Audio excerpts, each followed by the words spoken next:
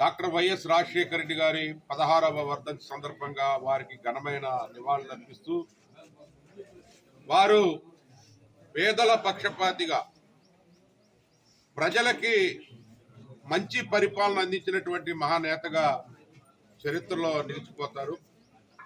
ముఖ్యమైనటువంటి అందరికీ ఉపయోగపడేటటువంటి ఆరోగ్యశ్రీని తీసుకొచ్చి పేదల ఆరోగ్యాన్ని కాపాడాలని చెప్పి వారి కార్పొరేట్ వైద్యాన్ని అందించేటటువంటి ఒక అవకాశాన్ని వారు కల్పించినటువంటి విధానాన్ని మనం చూస్తూ ఉన్నాం. అదే కాకుండా ఆరోగ్య సంరక్షణ కోసం 108 కానీ 104 కానీ వీటిని నూతనంగా ప్రవేశపెట్టి ఒక విప్లవాత్మకమైన మార్పు తీసుకొచ్చారు. అదే కాదు, విద్యార్థులు చదువుకోవాలని వారికి ఫీజు రియంబర్స్మెంట్ తీసుకొని వచ్చి వారికి ఫీజులు చెల్లించి వారి విద్యకే దోహదపడ్డారు.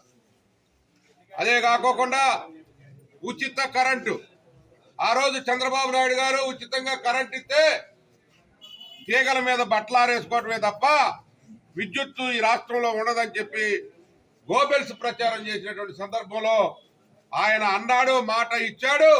రావడంతో ఉచిత కరెంటుని ఆయన రైతులందరికీ కూడా ఇచ్చినటువంటి ఆ యొక్క ఘటనని మనం గుర్తు చేసుకోవాల్సినటువంటి అవసరం ఉంది. అదే కాకుండా సంస్కరణలకు శ్రీకారం చుట్టి పరిపాలన సౌలభ్యం కల్పించి అందరి మన్ననలు పొంది భారతదేశంలోనే పేరెనగని రెండోసారి ముఖ్యమంత్రిగా మళ్ళీ ఆయన పీఠం చేపట్టినట్టు సందర్భం మనం చూస్తున్నాం. విధి వంచింది, ఆయన్ని మృత్యువు కబలించింది.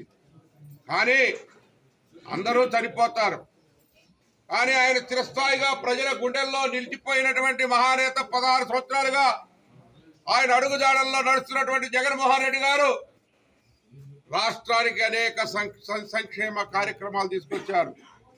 పేదవారికి అనేక సంక్షేమ కార్యక్రమాలు వారి తండ్రి బాటలో అమలు చేసినటువంటి వైఎస్ జగన్మోహన్ రెడ్డి గారు.